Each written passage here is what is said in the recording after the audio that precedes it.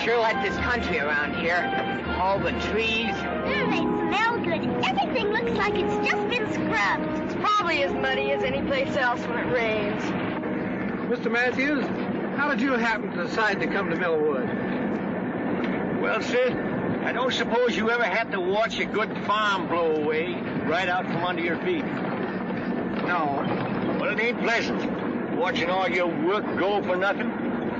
The children's mama was sort of in love with the place, and she wouldn't give up. But after we collected the money from the insurance she persisted in carrying, why, we just up and sold out. Must have been hard to leave old friends and neighbors.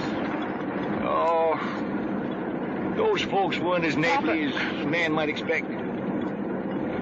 Say, you know that ad you had in the Farm Journal sounded to me just like something I've always wanted. Except that it'll take nearly all the money we have to pick it. We're here to see if it's all you cracked it up to be. It's just the carburetor. The float's sticking. Carburetor. The float's stuck. Well, anyway, it isn't a tire.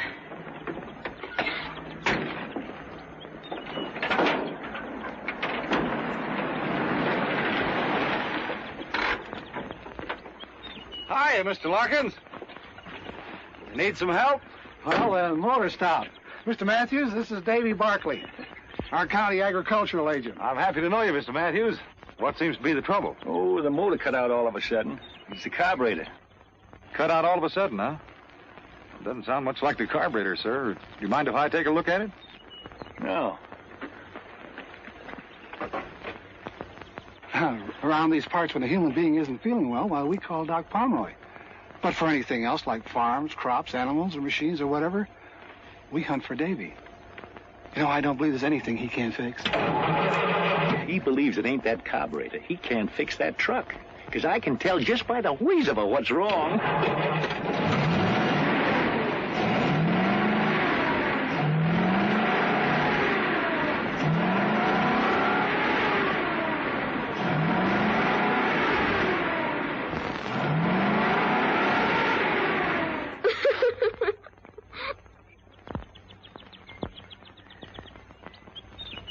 Well, Davy, what'd you find wrong? Nothing. Oh, you mean with the motor? Yeah. Yeah, well, my distributor wire jumped loose. I figured it was that or the carburetor. Well, I'd check it again if you're planning to go very far. Oh, not too far, I hope. I'm showing Mr. Matthews the Brady place. And if it suits him, we'll have some new neighbors. Say, that's fine. It's a good farm, Mr. Matthews. Yeah, that's what Mr. Larkin tells me. But I'll know better when I see it myself. Well, Davy, thanks for your help. Yeah, thanks.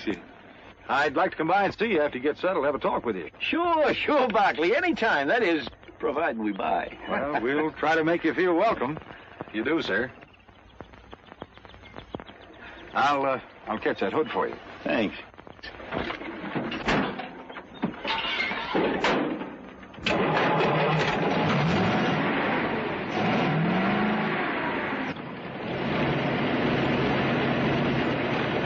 Thank you. So long, beautiful.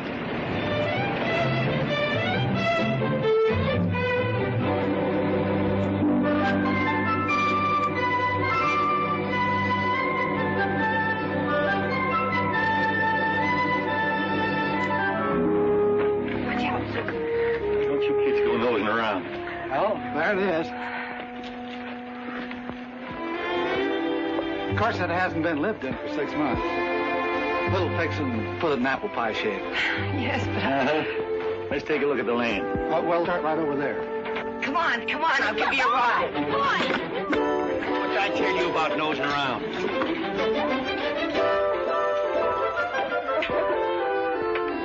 Well, there's your big field.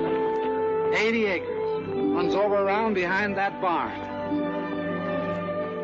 There's 10 acres of fine timber on top of that hill. And over and back is Catfish Creek. I caught some big ones there when I was a boy. What else you got to show me?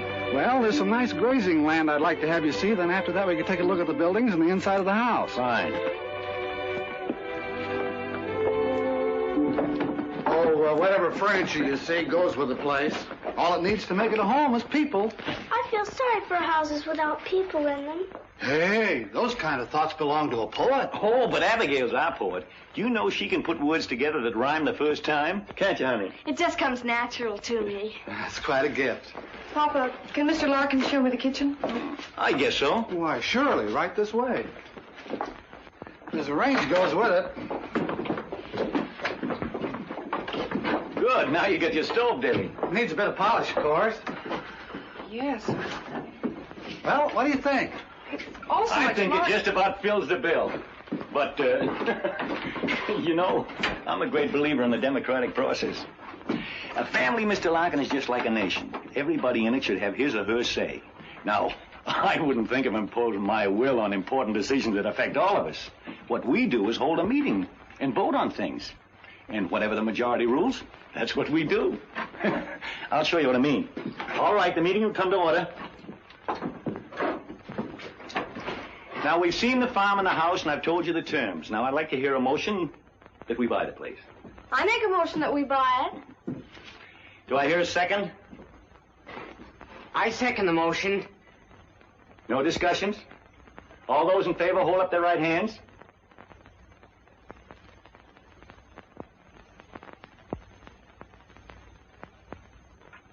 Good. Passed by unanimous decision. You get the papers, Mr. Larkin. The papers. Oh, yeah. Now, while Mr. Larkin and I are going over the details, you kids can start unloading that truck. It's Helen! Benedict to the blessed! It's Helen! It's Benedicta!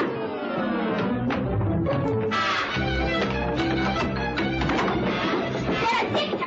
Let me off! Benedicta! Susan, Abigail! Stop that fighting, do you hear? Now what started this one? She wants to get named Helen! Get what named Helen? Benedicta the blessed! It's gonna be Helen! Susan!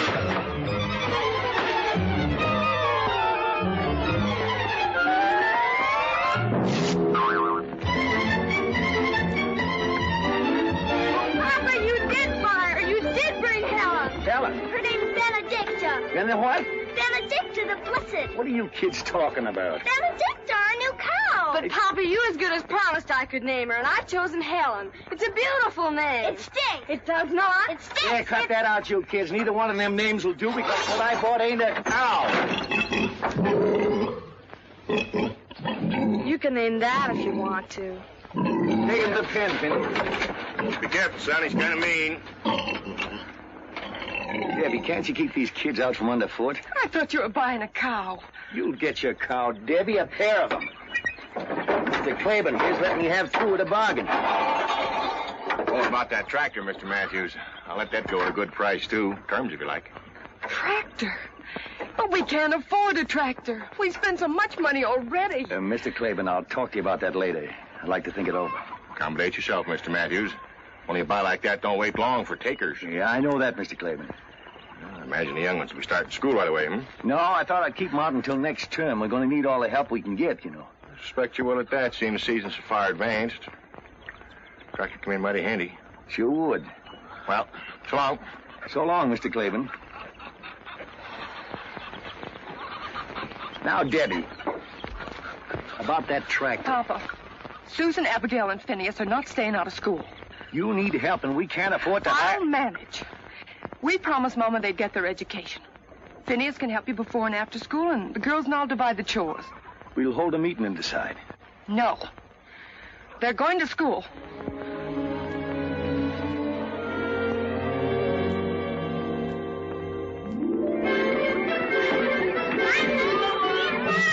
Bye, Jackie.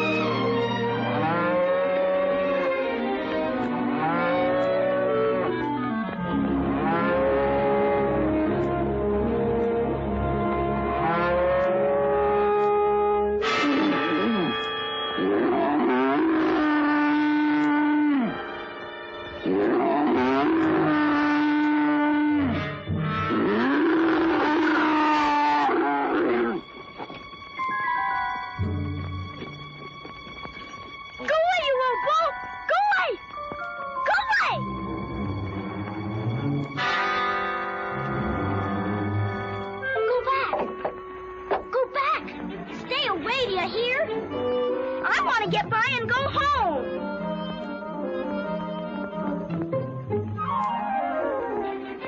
What you doing? Playing tag with Caesar? He likes to play games. Well, you can just chase him about his business, Mr. Smarty. I promised I'd hurry home, and I'm late already, counting Miss Milligan keeping me. So chase him away right now.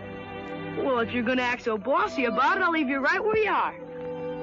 Take care of her, Caesar. Oh. Oh, I was just teasing. He wouldn't hurt a fly. Look. He's a purebred Angus, imported all the way from Scotland. Come on, scratch him. He likes it.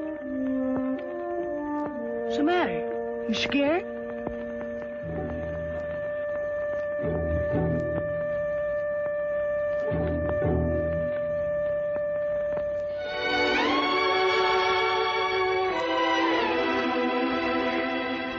Did he really come all the way from Scotland? Sure he did. It cost me more than $1,000. $1,000? And he's yours? Sure he's mine. All the cattle in his pasture are. I raised them. You mean they really belong to your father and he let you pretend they're yours? Well, I mean, no such thing. They are mine. Dad gave me 2 Angus calves for a start. I paid him back a long time ago. Say, you're one of the new kids who just moved around here, aren't you? Yes. What's your name? Susan Matthews. What's yours? Peter Wexford. But everybody calls me Buzz. Why? I don't know. Unless it's because... Because he's got bees in his bonnet. What are you doing here, Jessie? Spying. Brothers are mostly dopey, but interesting. Say, I saw you at school today. Susan, this is my sister Jessie. Jessie thinks I couldn't find my way home without her. You couldn't. You're dopey. And you're an undersized snoop. Well, I can't stand here wasting my time talking to girls. I gotta get the cattle headed home for their supper. I'm grain feeding them to put weight on. I've got to get home, too. Come on, I'll open the gate for you. And all these cows and Caesar, are they really yours? I told you they were, didn't I? Well, bye, Buzz. Bye, Jessie. Bye, Susie. Goodbye, Susan. See you in school tomorrow. Bye.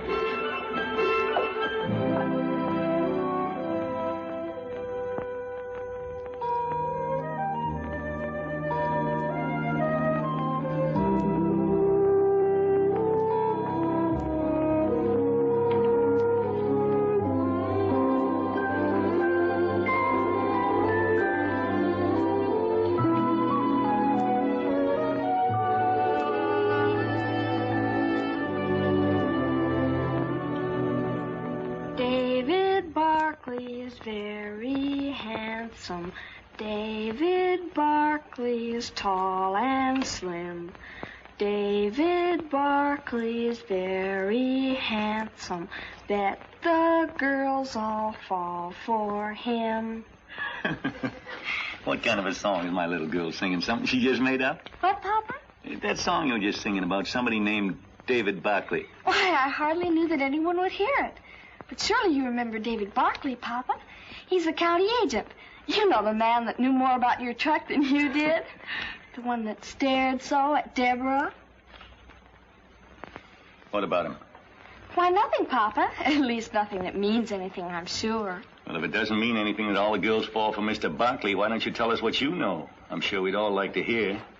I don't know how Abigail would know it, but I think what she wants to tell you is that I met and talked to Mr. Barkley in Millwood today. Henry Larkins told me when he delivered the groceries. It'd be much nicer, Abigail, if when you wish to tell things on the rest of us, if you'd be more straightforward about it. Oh, I don't want to even think what's going to become of us if these suspicions and bickerings keep up.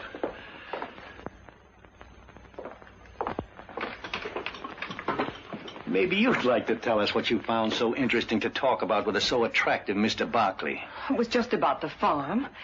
After all, he is the county agricultural agent, and I asked him what crops he thought we ought to raise. And I imagine he was very happy to offer his advice?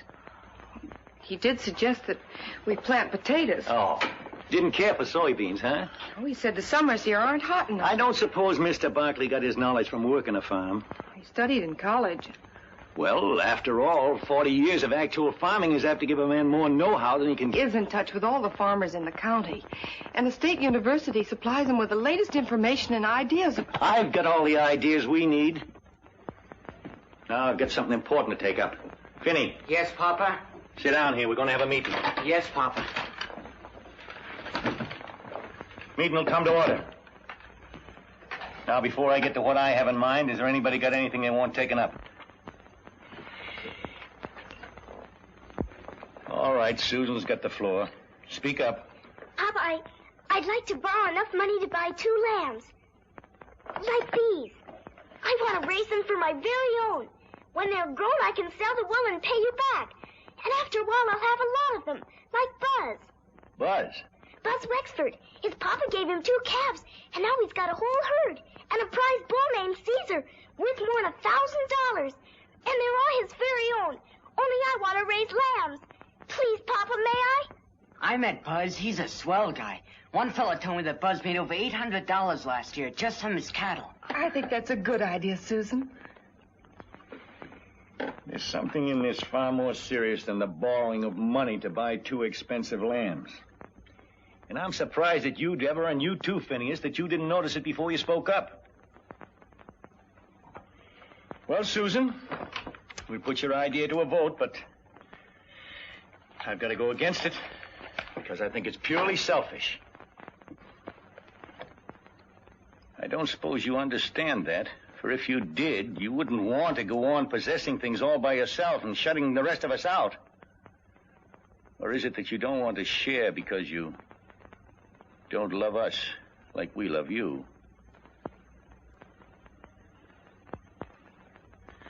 Well, you heard Susan's plan and the discussions about it. Now we'll put it to a vote. All those against. Shouldn't those in favor vote first? What difference does it make? Those against.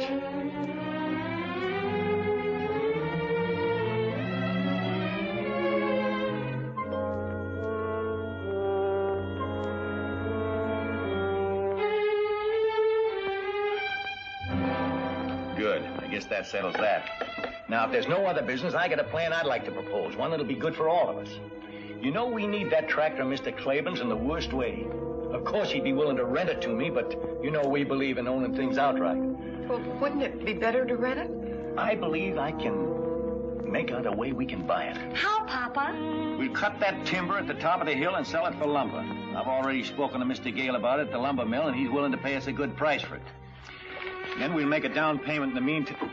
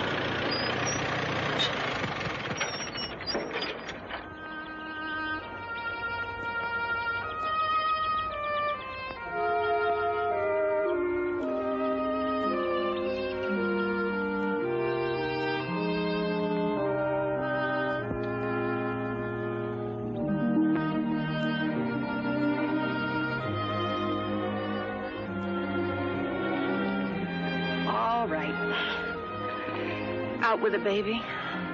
What's wrong? He isn't fair. Papa isn't fair. He got his tractor, but I didn't want those lambs for my own because I don't love all of you. I wanted them because I think I can help you say why. It's because you want to be an individual. And to prove that you are one, you got to do something all by yourself. To own something that's wholly yours. Is that wrong? I don't think so. But how'll I ever be able to do anything like that? Abigail always votes the way Papa does.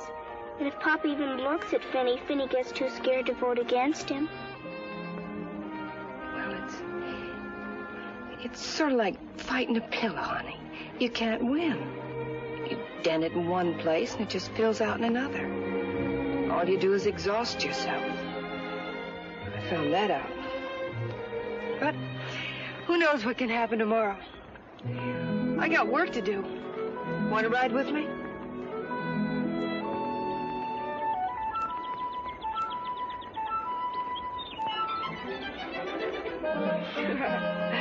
That's better.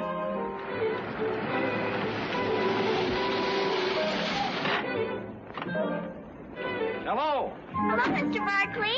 Hello. How are you, Susan? Fine. I hate to do this. Miss Matthews, with the power vested in me by the United States government, I must ask you to keep an eye on this young woman. Why, Mr. Barkley, what do you mean?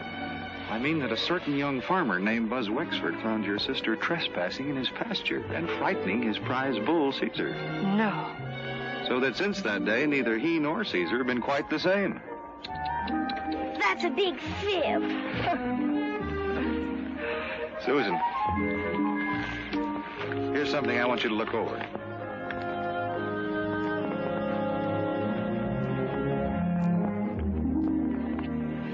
What have you decided about your crops, Miss Matthews?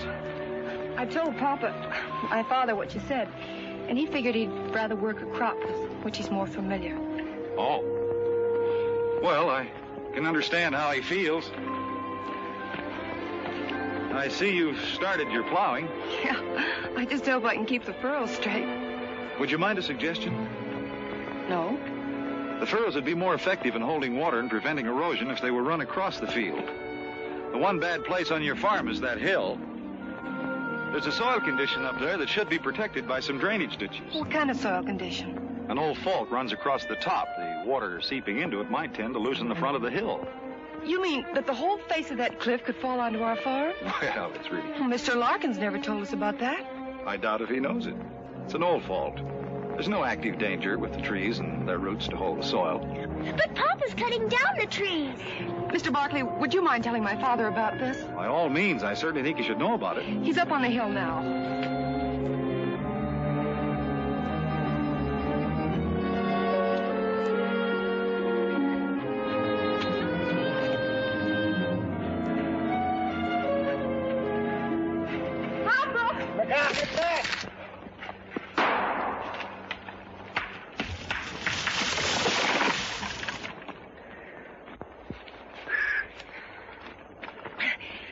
Mr. Barkley? Oh, yeah. What's on your mind, Barkley? It's about these trees, Mr. Matthews. I'd suggest you leave them standing, sir. I expect you county agents have got to make some sort of suggestion in order to hold your jobs. Well, if you don't mind, I'd like to show you something, sir. It's right over here.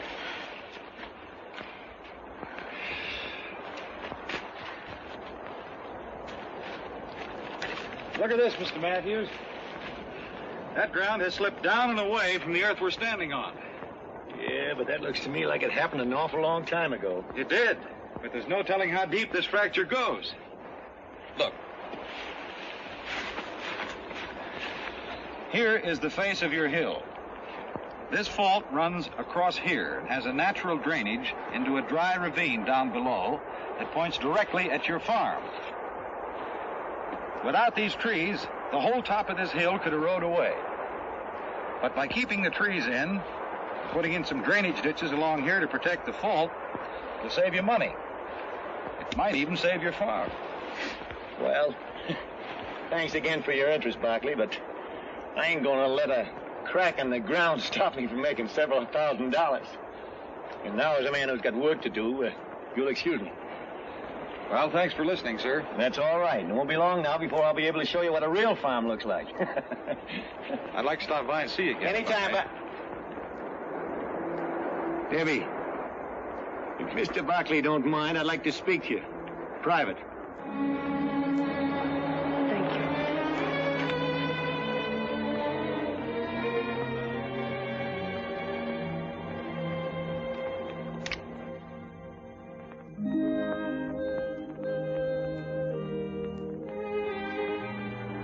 Mr. Barkley! Mr. Barkley! Can I walk to your car with you? Well, don't you think it might cause people to talk? There aren't any people. Oh, well, in that case, come along. Has Deborah a steady boyfriend? Deborah? What's so surprising about that? She's a very pretty girl. Deborah? Well, yes, don't you think so? No. You can take my word for it, she is. She is? Mm-hmm. She, ever go out with any of the fellas back where you came from? Only Charlie Gidget. Charlie Gidget? What did he look like? Oh, he was tall and kind of skinny. And his teeth stood out like this. He didn't have much hair. Sounds kind of unattractive. Did Deborah like him? I don't know. She laughed at everything he said. How many times did she go out with him? Just once.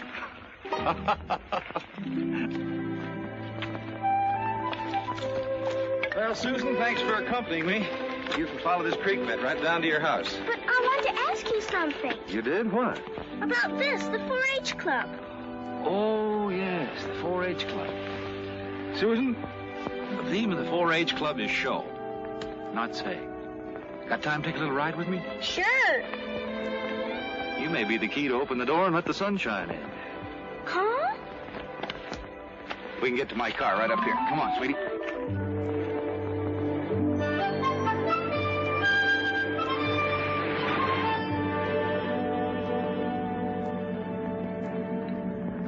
That's a funny name for a club.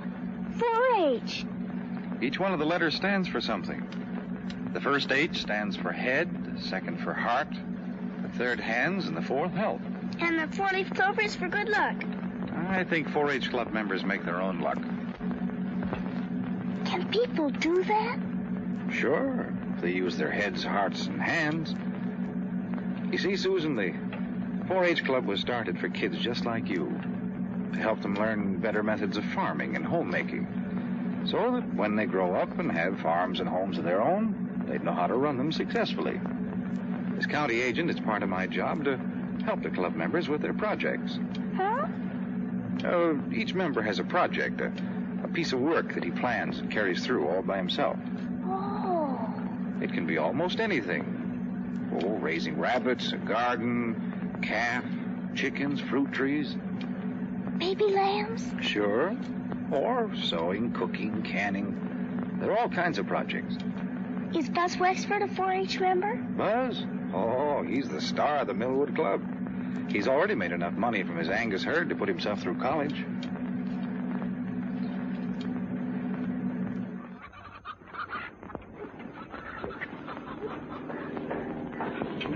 They look fine, Del.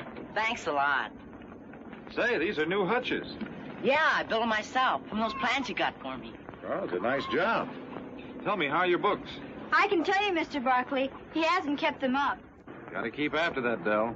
Keeping books is as important as any other part of a project. I'll do them tonight, for sure. Good.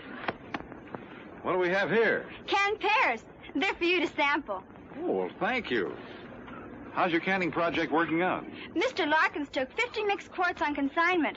And the Franklin store in Barton has ordered 30 pints of my pickle lily. You better save some of those for Pop, or he'll be sore. Oh, those are beautiful.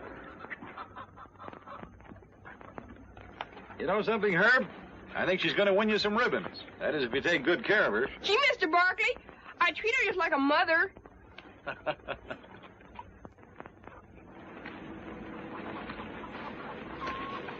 Did you get the lime I suggested, Roberta? Yes, and I used the proportions you gave me. Does my garden look good enough to win an award? Well, Later, I mean. it probably will if you work like the Dickens. Oh, I don't mind doing that. You see, this is mine. It's something I've done all by myself. The things you create for yourself always give it the most satisfaction. And you've got the makings of a fine garden. Mom and Dad are so glad you talked me into joining 4-H, Mr. Barkley. I wasn't very happy before. Well, 4-H is happy you joined. Susan, there's one more place I thought we might stop. Benny Tilton's project's raising sheep. He's got a couple of fine lambs I promised to look at. No, I don't want to see them. I want to go home. Please. Okay, sis. Home it is.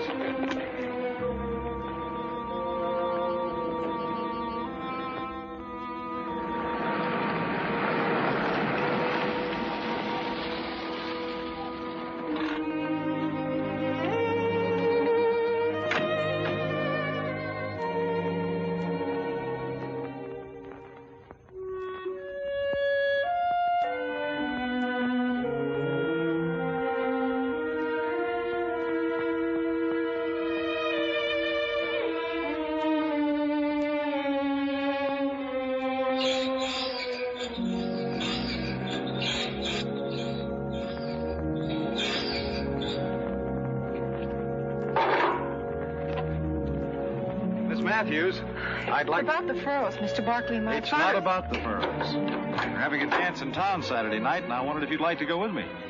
I'm afraid that'd be impossible. Why impossible? I don't like to toot my own horn, but most folks around here think of me as a pretty solid citizen. The remark wasn't meant to be personal. My invitation was... It's just that social activities don't interest me. Wait a minute. I'm not speaking now as county agent. This will be a purely personal observation. You're a coward. Your father, who's probably ruined several farms and is setting out to ruin this one, seems bent on ruining his family as well. Don't interrupt me. I just brought Susan back from showing her some of the work being done by the 4-H clubs. She pretended she didn't like the idea. For the same reason that you just turned down my dance invitation. Because you're both afraid of your father. Some excuse for Susan, she's just a little girl. But there's no excuse for your quitting without putting up a fight, except cowardice. Mr. Barkley, if you don't get off this property right away, I'll run you off with this tractor. You haven't got the gumption, Miss Matthews.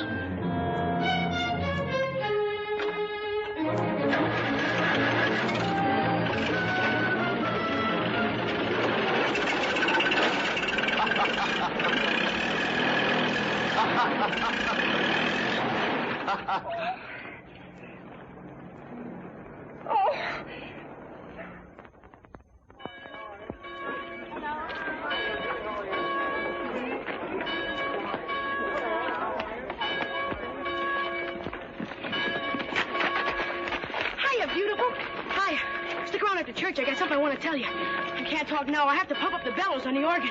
Don't forget.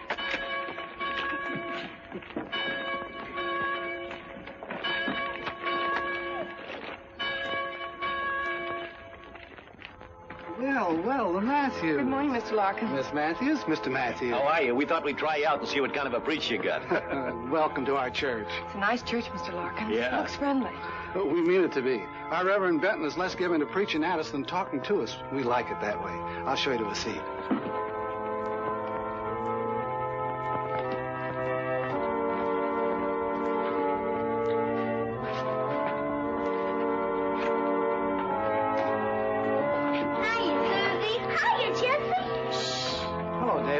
Good morning.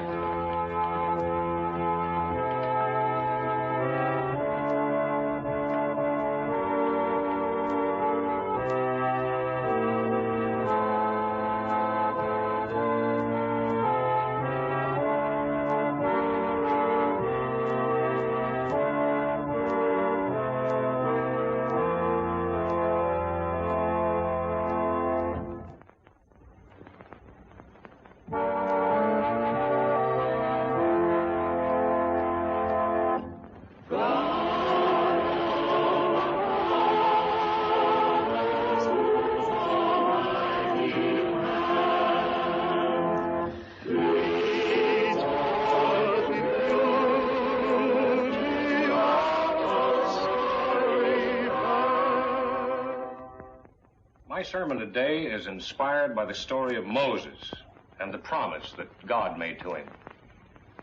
The story may be found in the Old Testament, the book of Exodus. The promise was that if Moses and the Israelites, who were suffering cruelties and slavery at the hands of the Egyptians, would but have faith, God would show Moses how to lead them out of their bondage into a land of milk and honey. It was the promise of a new life, a beautiful green promise. But before it could be fulfilled, there was a sea and a wilderness to be crossed, thirst and hunger to be overcome. The fulfillment, you see, had to be earned. Now, I find a parallel between those ancient Israelites and ourselves, all of us. We, too, are in bondage, lashed with the bullock-hide whips of ignorance, shackled by the iron chains of the unknown. But the same promise, the beautiful green promise, has been made to us. Only the sea of doubt, the barren desert of illiteracy, the hunger of bigotry and the thirst of incompetence stands between us and freedom. between us and the land of promise. Now, we've been given not just one Moses to guide us, but many, our men of science, our doctors, chemists, mineralogists, agronomists, all those patient seekers after fact and truth, the delvers into the mysteries of matter, the searchers of the mind for a better understanding of human behavior. These men are our Moses, turning our feet away from the false and easy trails of superstition and guiding us along the steep and toilsome path of knowledge, the one true and the one and only road to the land of promise, where we may claim our heritage. To my mind, the really sinful man or woman is the one who, through bigotry and ignorant pride, refuses to learn, and calling his ignorance virtue, tries by self-made rule and by scorn to keep all others from learning. These are the real sinners. And here is the vilest evil. To feed their ego, to disguise their inadequacies, to hide their quaking fears, they sneer at the new, revile the experimenter, and deride the pioneer, and then hypocritically defend their actions behind the fog-bound fortress of intolerance.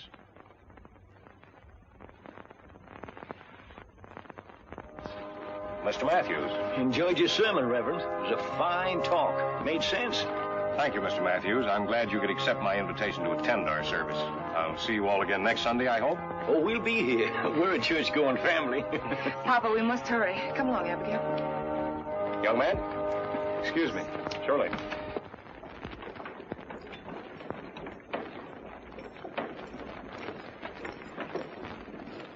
Hey, Susie! Susie Matthews! Hey, wait! Told you I wanted to see you after church. I forgot. That's the way it is with me. I just don't make any impression on girls.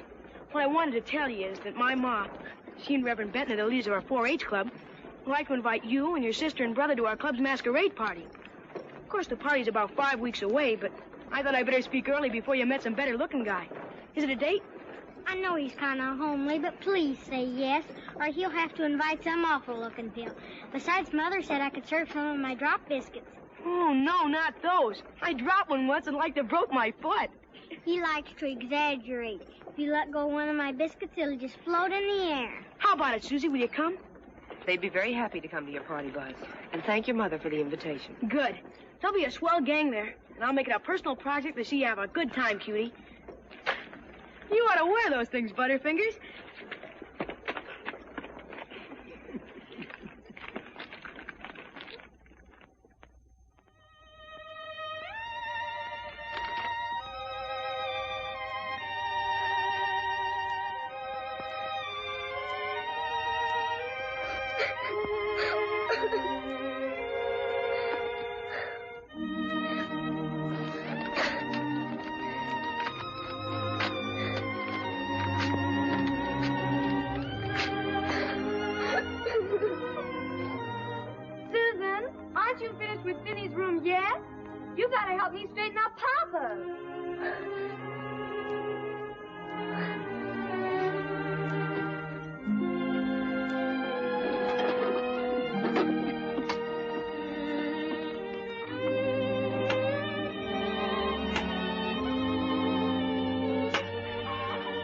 What you doing with my fishing tackle? Well, I thought maybe you'd take me down to the creek. Will you, Finny? Oh, gee, I daresn't, Susie. I ain't got the wood cut for Deborah to cook supper with. Papa'd skin me alive. Oh, please, Finny. We'll only stay a little while, and I'll help carry in the wood. Well, maybe there'll be some early ones hungry enough to bite. But we gotta start home in time for me to get the wood in. Boy, this looks good, Susie. We ought to get some big ones here. Come on. I can get up by myself.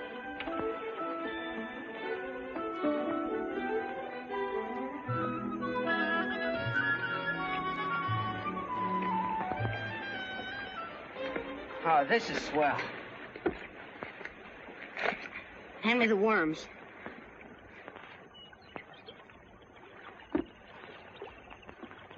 Here you are, Susie.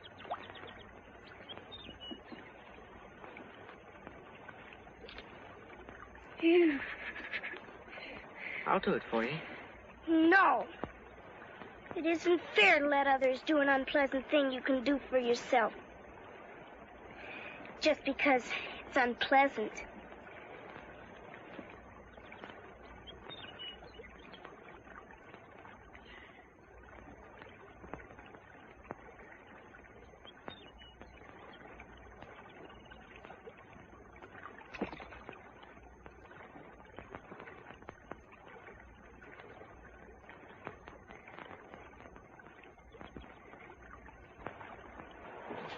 Hiya, Finny. Hiya, Susie. Oh, hiya, Buzz. You know, you're trespassing on my pool. You're trespassing on our property. Well, gee whiz. You got a fishing license? No. Well, if you won't say anything, I won't. You're fishing in the wrong spot. Right over there under that bank is the grandpappy of all catfish. There is? Come on, I'll show him to you. I like it where I am. She got the colic or something? Come on, show me the catfish.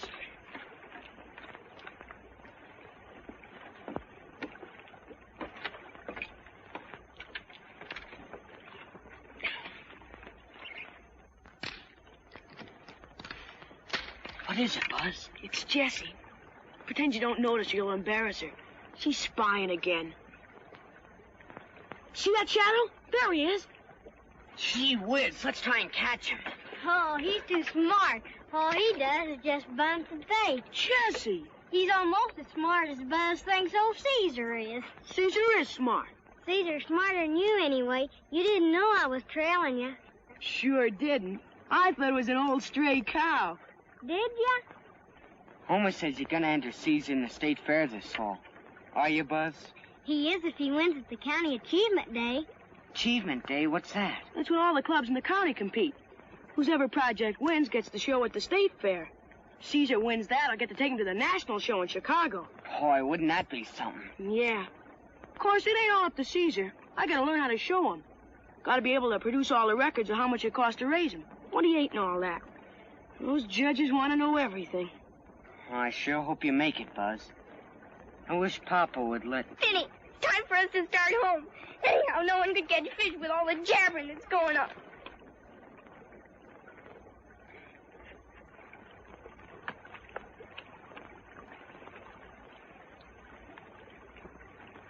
Now you did it.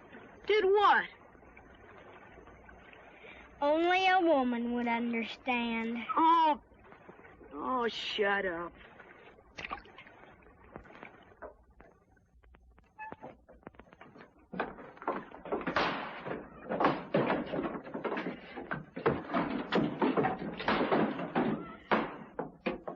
Yes, it's full, and I had to fill it. You just wait, Phineas Matthews, until Papa hears about this.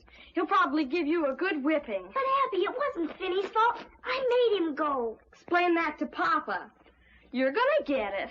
Listen, Abby, if you won't tell Papa, I'll give you a new Indian bracelet I just made. Let me see it first. It's upstairs. Come on.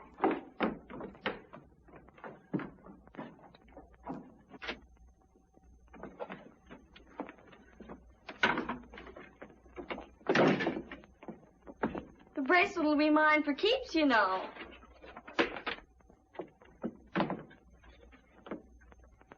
You give me that, you nasty little snoop.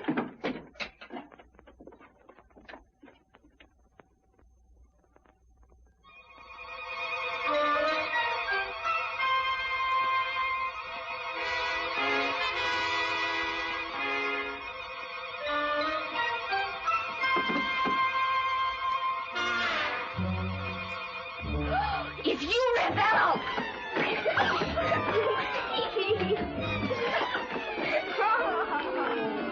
You give me that or you'll be sorry. I won't be the one who's sorry after Papa sees this misformed divine. You give me that! Give me that! What's all this screeching about? We were just playing. Weren't we, Abby?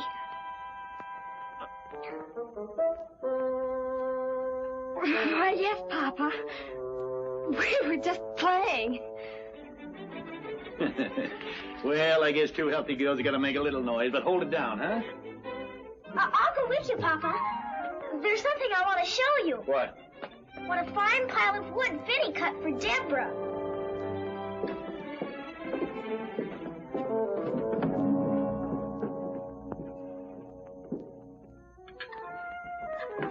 Excuse me. Did you do your homework, Phineas? No.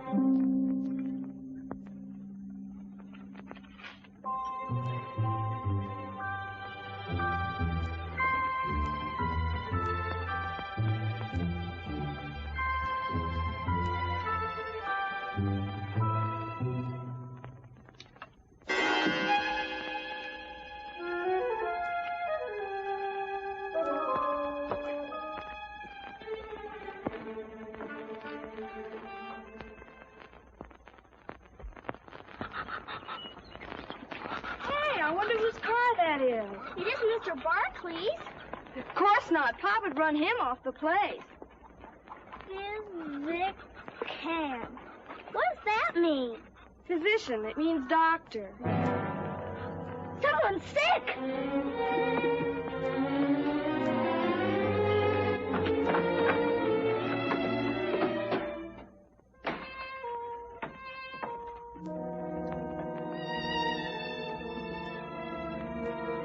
Deborah's.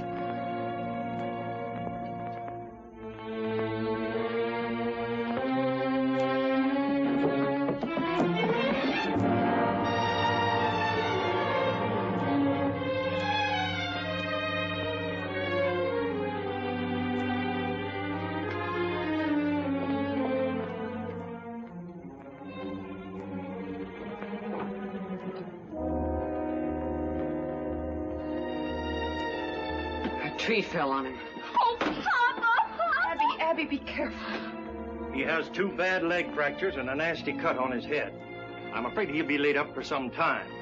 When I get the splints on, he'll rest easier, but he's going to need a lot of care. You get the best of care, Dr. Palmer. Good. Oh, would you send one of the youngsters down to my car and get my other grip, please? Vinny.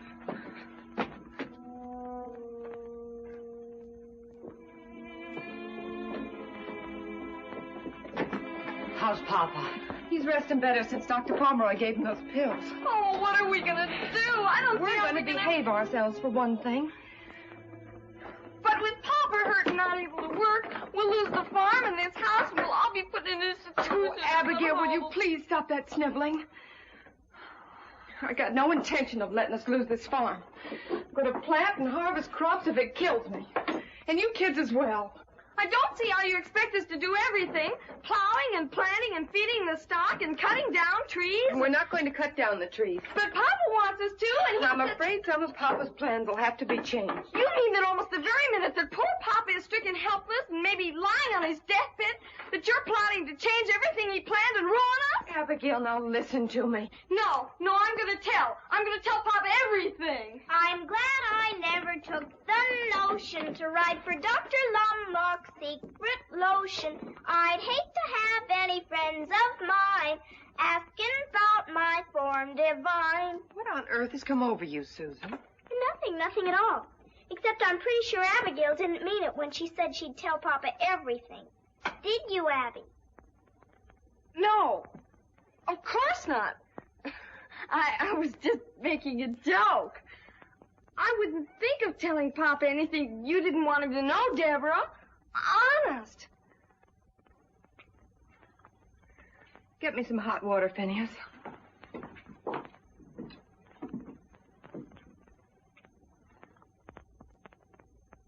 Of course, the children are in school, but they do help with the chores. So, as far as my father and the house go, I think we can manage. But it's the farm that bothers us.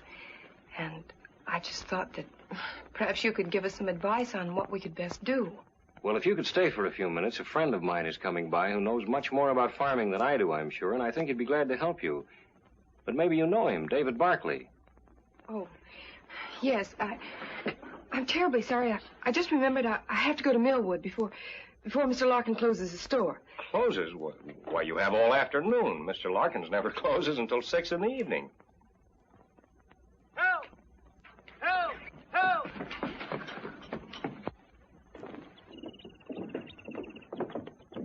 Help!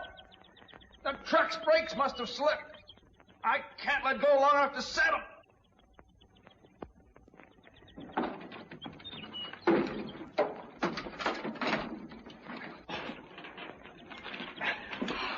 Mr. Barkley, I owe you my life. I couldn't have held out much longer. I can't tell you how sorry I am. I was sure I set the brakes. Forget it, Miss Matthews. But, Mr. Barkley, why didn't this rock hold back the truck?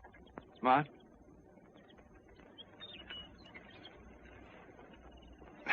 A thing like that could ruin a tire.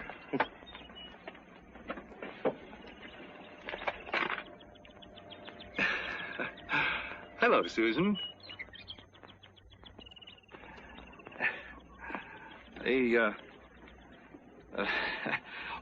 Reverend, my sister-in-law and her mother wanted me to say goodbye to you. Tell you how much they enjoyed your sermon last Sunday. Oh, thank you. Have they gone home? Left yesterday. Brother Edward said if she didn't want him to starve to death, she better get herself home. Think it could be jealousy? Oh, quite possibly. Your sister-in-law is a very attractive young lady. Huh? Oh, we Barkleys have an eye for pretty women. Well, there's certainly nothing wrong in that. Oh, David.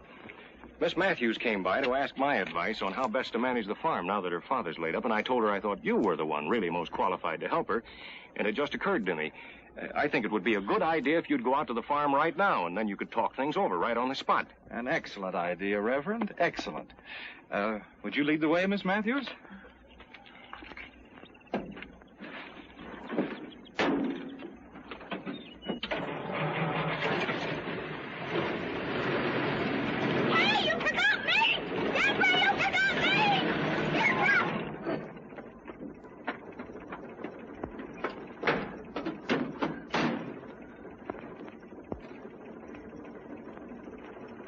Thanks, Jim. Thanks a lot.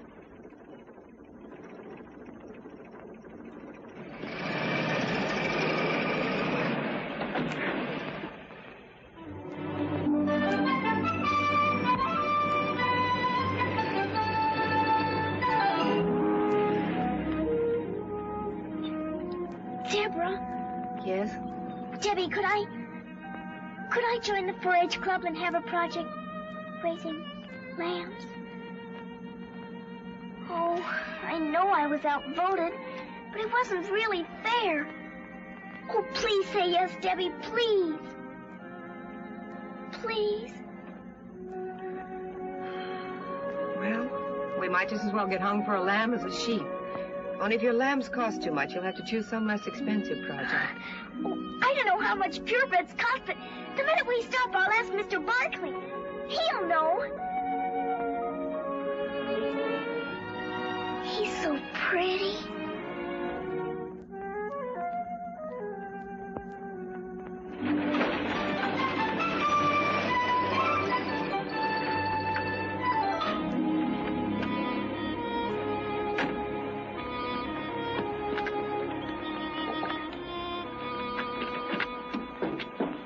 Thank you. There's something I'd like to tell you. Yes? Maybe we'd better talk about the farm first.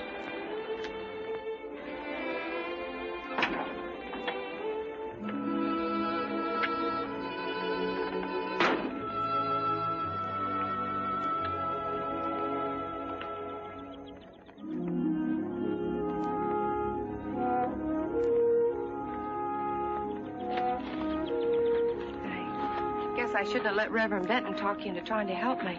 No, but he didn't. What I mean is that standing here, I realized how crazy it was my going to him in the first place. Thinking I could handle things all by myself. It would mean a fight. I'm not the coward you think me, Mr. Barkley. It's just that, well, fighting when you haven't got a chance to win is, well, it's foolish. History's been made with that kind of fool. I'm willing to work, but I don't see how I could ever manage. All this land and the children. Oh, it'd be tough, all right. If you had the courage to try, I could help. There are methods and shortcuts that I could show you that would cut the job down to manageable size. That is, if you're not afraid to tackle it. I'm not afraid. It's just that... How could I start? Can you take orders? I think so. Good. The first one is that you call me David. Mr. Barkley, Well, now, if you can't follow a simple order like that, there's no sense going on. Frankly, David, I'm scared. The best way to overcome that is to get busy. Come on, Deborah.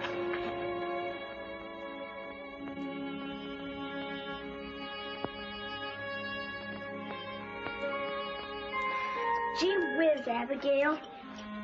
You'd think they'd run out of words after a while. Abigail?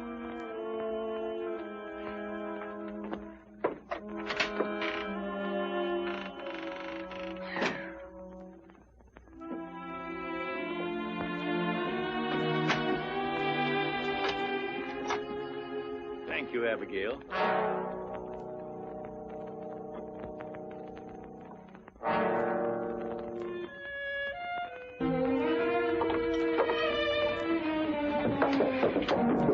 What have you been telling Papa?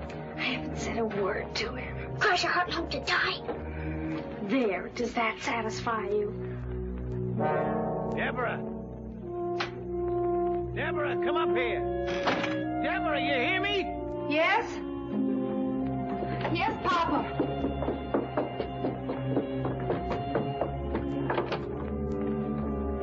What was it you wanted? Now you listen to me, Deborah. Don't you think for 1 minute that I don't know what's going on behind my back. Because I do. But if Abigail hadn't come up and raised that window to give me some fresh air, I would never have known about this treason. I heard every word you and that book-taught farmer said. You probably prayed that I'd be struck down so I could try out your crazy schemes. You're a Jezebel, that's what you are, a Jezebel. Oh, you don't care if his insane ideas ruin us and drive your helpless sisters and brother out into the world homeless and... Papa, be quiet. You slept through the sermon when Reverend Benton was describing the sinner who didn't want to learn and who tried to keep everyone else from learning. He might just as well have been describing you. David called me a coward for not standing up to you, and I got angry. Now I realize he was telling the truth. I've made up my mind not to be afraid any longer. Since you can't run this farm, I must. And I intend to run it David's way. Now, if you need anything, you call me.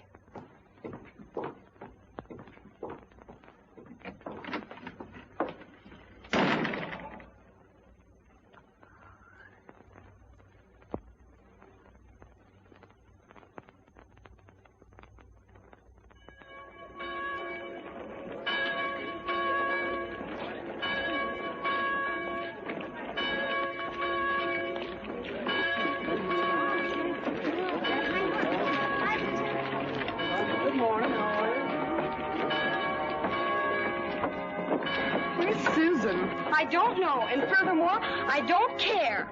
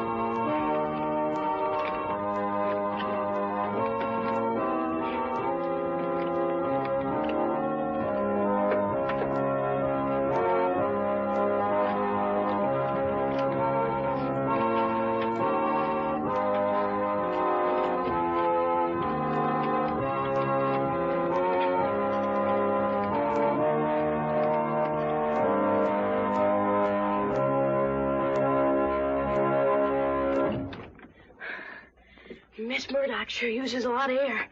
She likes to hear that old organ roar. What is it you want to tell me about? Well, Beth,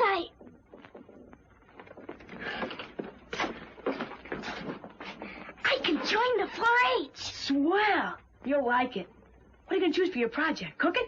No, sheep. Sheep? Deborah said I could buy 2 purebred lambs to raise. That is, if they don't cost too much. Do they, Buzz? Well, they're kind of expensive, Susie. How expensive?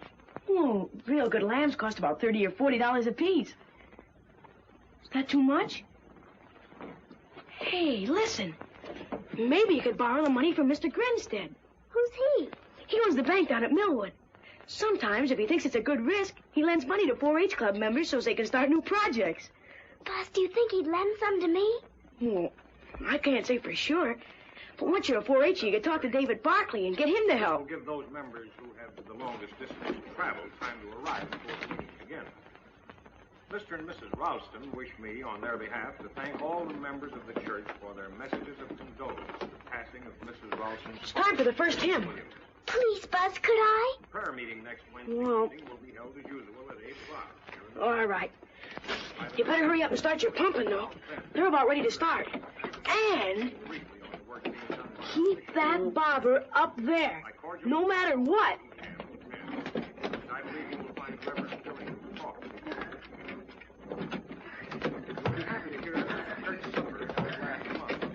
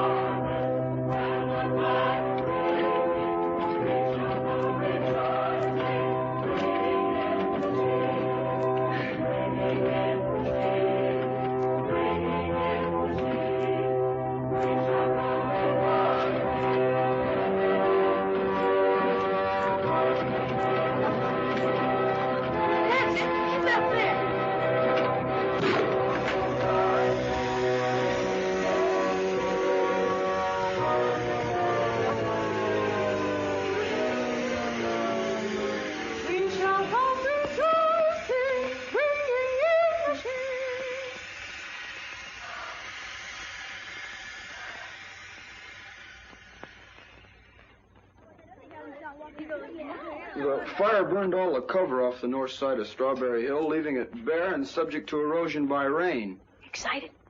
The Committee on Soil Erosion had planned to replant it with oats or barley, but we'd appreciate the county agent's advice. Thank you, Joe. I've had some information from the state director at the university about a new cover grass. The department would like to make some field experiments, so if the committee agrees, I'll send enough seed to replant the hill. The grass is a rapid grower and has a deep root system. Miss Susan Matthews.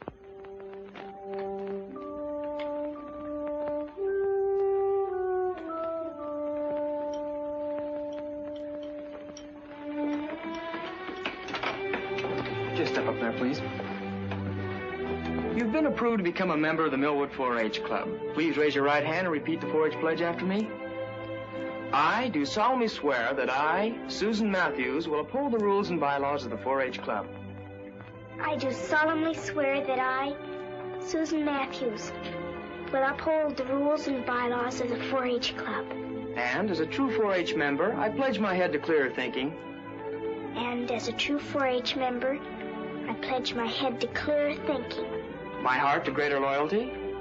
My heart to greater loyalty. My hands to larger service. My hands to larger service. My health to better living for my club, my community, and my country. My health to better living for my club, my community, and my country. I herewith declare you a member in good standing of the 4-H Club of Millwood. Here's your membership card, your 4-H badge, and a member's card to put on your house. Congratulations and good luck on your project. Congratulations, Susie. Honey. Thank you, Mrs. Wexford. Thank you, everyone. I'm going past your house, Susan. Would you like a ride? Mom and me were going to take her, but you better take her, David. She's got something to ask you. Well, good deal. Goodbye.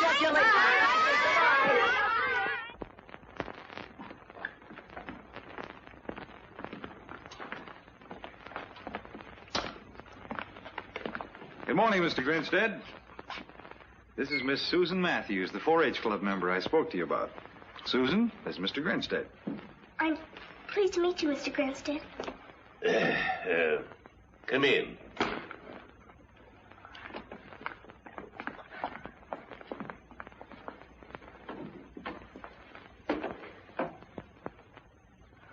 Sit down.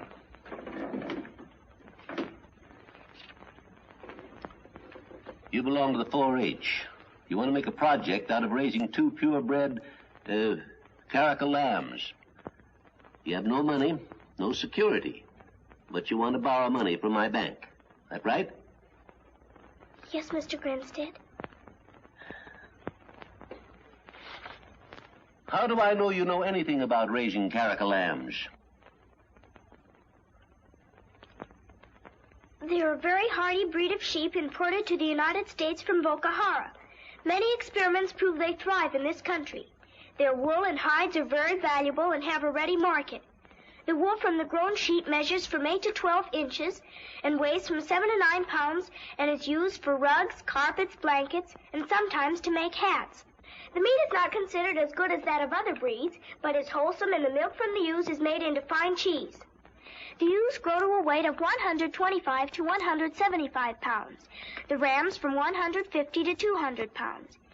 My brother Phineas has promised to help me build a shed and feeding troughs. I'll raise 2 beautiful lambs, Mr. Grinstead.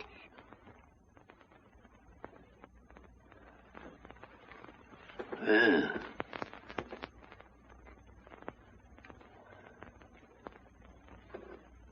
you know what interest is? Yes, it's what you pay for the use of money.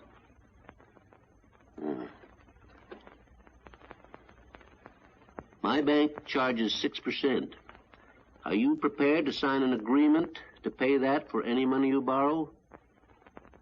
Yes, Mr. Grinstead.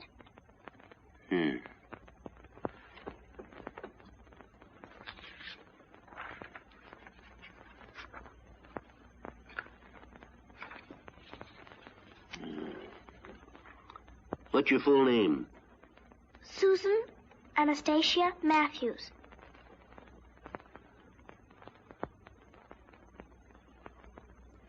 Your address?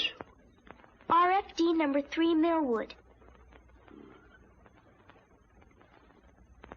How much money would you need? $75.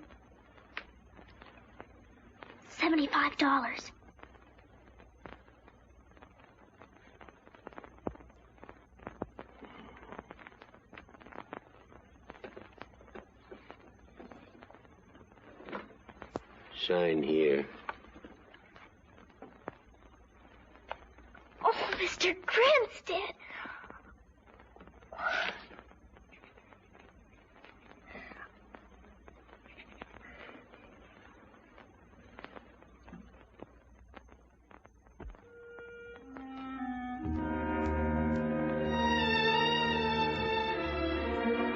Poppy, you're being very silly about things.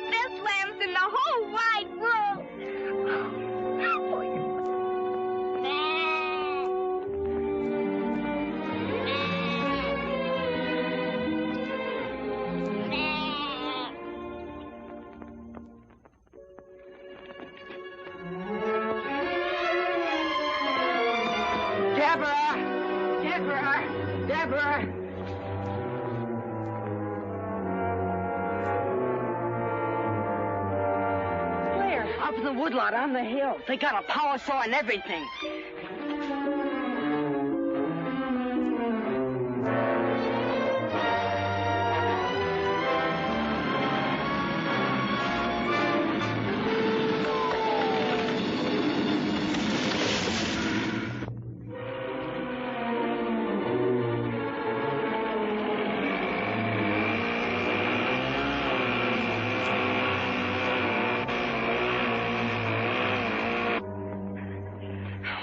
Doing here? We're not trimming our nails, miss. Well, who gave you permission to cut down these trees? I bought them from old man Matthews. My father sold them to you? Well, if the old boy's your father, he did. You can't have them. Now, look, Bess. These men and this equipment's cost me plenty every hour. Now, if your old man wants to change his mind, he's going to have to pay for that. Plus, the profit I have a right to expect. If you bring me a check to cover it, I'll call off the men. And otherwise, no.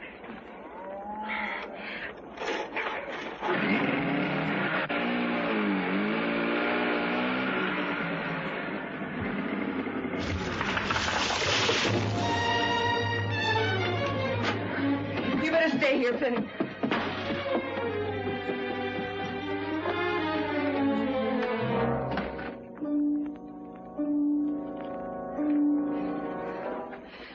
That man in the woodlot. What about him? You sold him our trees. I did. We need the money. You're going to give him back every penny of it. Whatever else he demands, so I can tell him to get his men off our property. I am not. Then I'll return the tractor to Mr. Claiborne and get back our down payment. I've already sent him his check. The tractor's ours.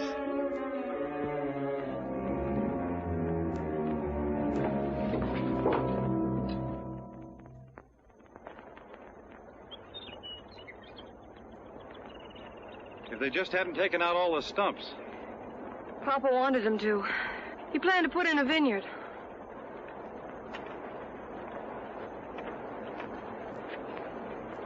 How bad is it, David? Well, any rain will drain down into the fault. Well, what about digging those ditches you spoke of? That's a big deal. But there are a lot of roots that'll hold for a while. Don't look so serious. I'll work out a plan when I get back from Fulton. You're going away? Only for a week. Think you can bear it? I guess so. If I must. Meanwhile, I'll show you something that Phineas can get started.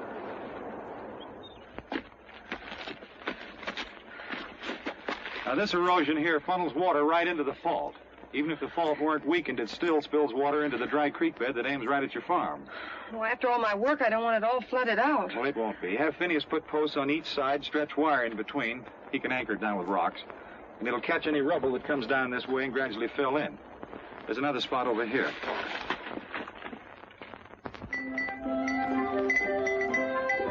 Now, Maurice, hold still and mind me. I'm your mother, you know. How do you expect to win a prize this fall if you don't learn to behave? Who is it? I'm out here! You're always out with those lambs. Come on in and get your costume fitted, or you won't be ready for Buzz's party tonight. I'm coming. You think you can behave yourself while I'm gone? Very well, then. See that you do. I'm coming.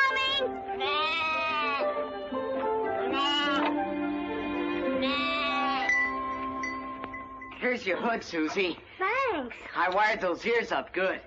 They're beautiful. Let's try this, Phineas. Ow. Well, stand still. Gee, you look swell. Deborah made it. I'm Daniel Boone. No. Hey, you going with us? I'm going out, but not with you. Where? To a dance. To a dance?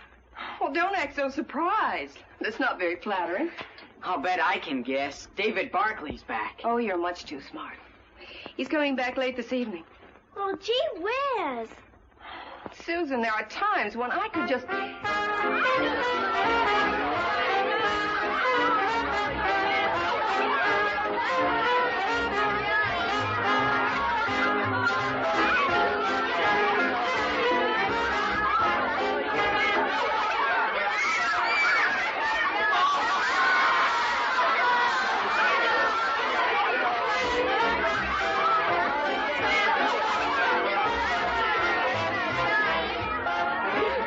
both behave. Mom says she's a femme fatale. I am not. I'm Monte Harry, the famous international spy.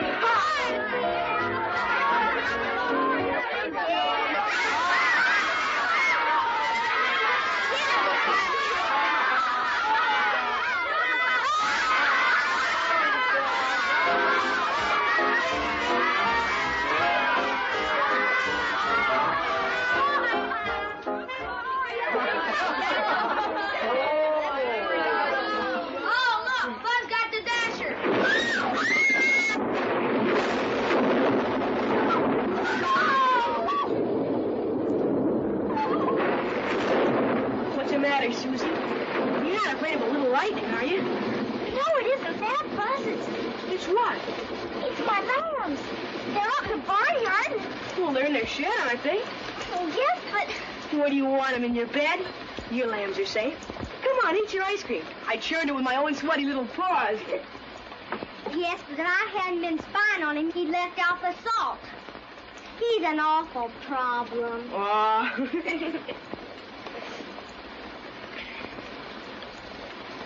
You want to trade?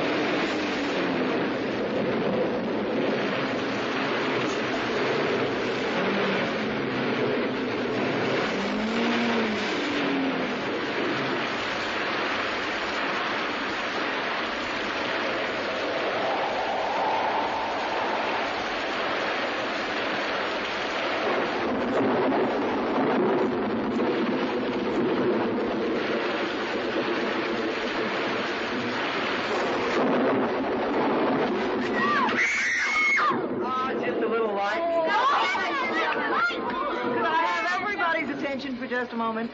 It's storming so hard that Mr. Wexford and I think it's too dangerous for anybody to go home. Oh! He's helping me put up some beds now, and you can all spend the night. Let me show you how to do that. Ladies and gentlemen, Jiggling Jessie will now attempt to juggle the jiggling candle and the jittery match. Or so she said. Please, Vinny.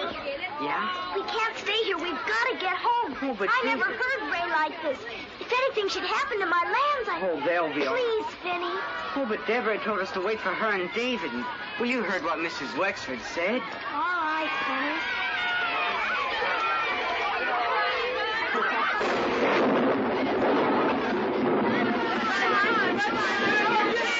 Oh, you're going to miss it.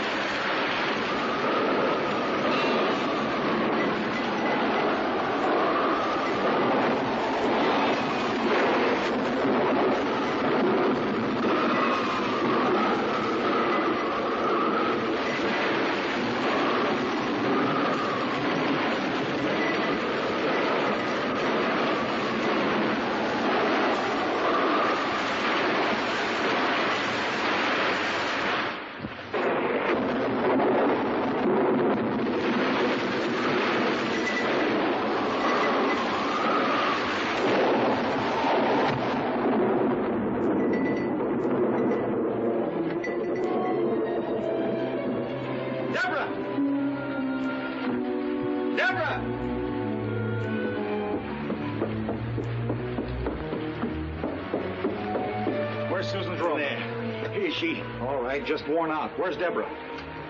When the barnyard started flooding, she went up on the hill to check some barriers. I'll put Susan to bed and go look for her.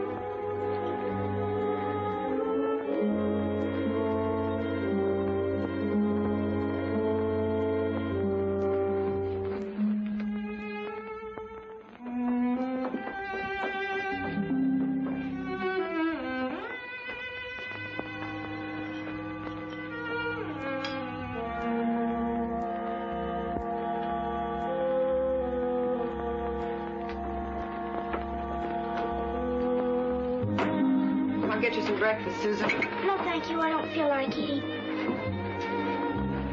My lambs, are they... Behind the stove, Susan, fat and sassy.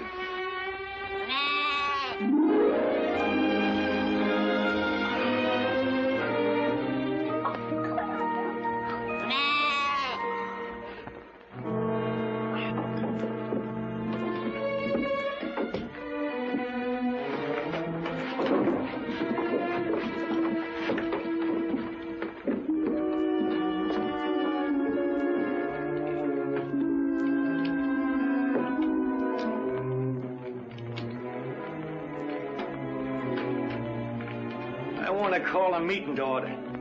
I'll wait outside. You're mixed up in our affairs enough to stay and hear what I've got to say. Sit down, all of you.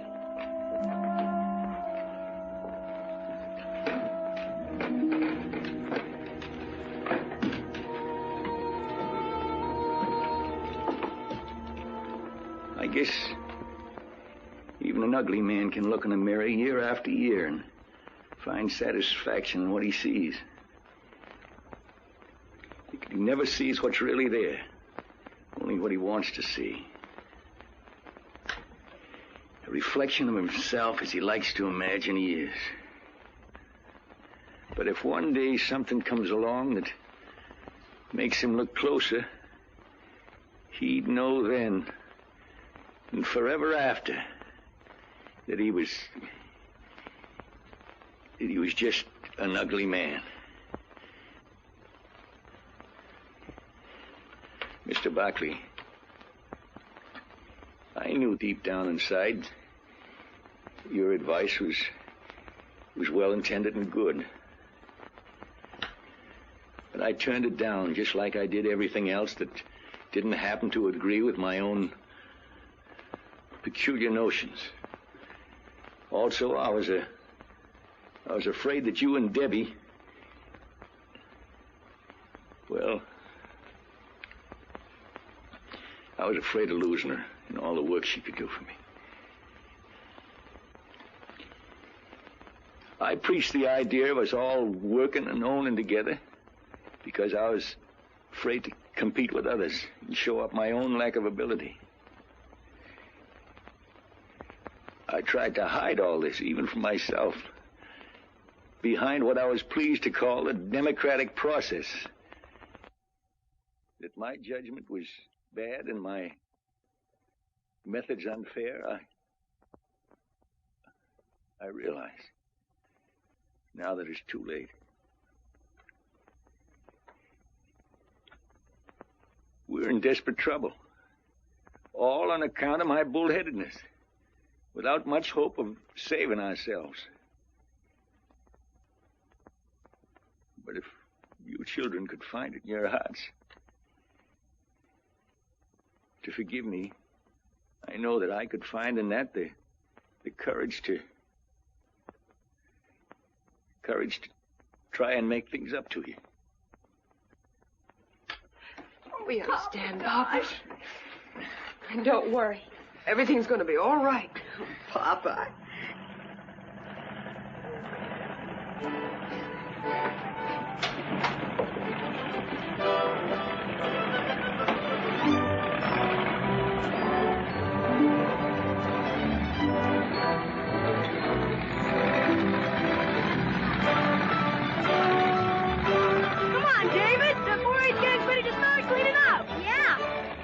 Doing here? Man got eat. I made dishes. We're ruined. You gotta show us where to start. Okay, Buzz, we'll start in the field behind the barn. Coming with me? Yes, David. You guys coming too? Sure. Well, come on, we gotta help. Get down, death ratchet!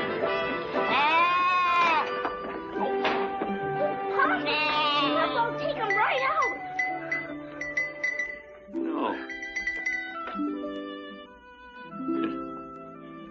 You know, Susie, I'm beginning to like him. Oh, Papa.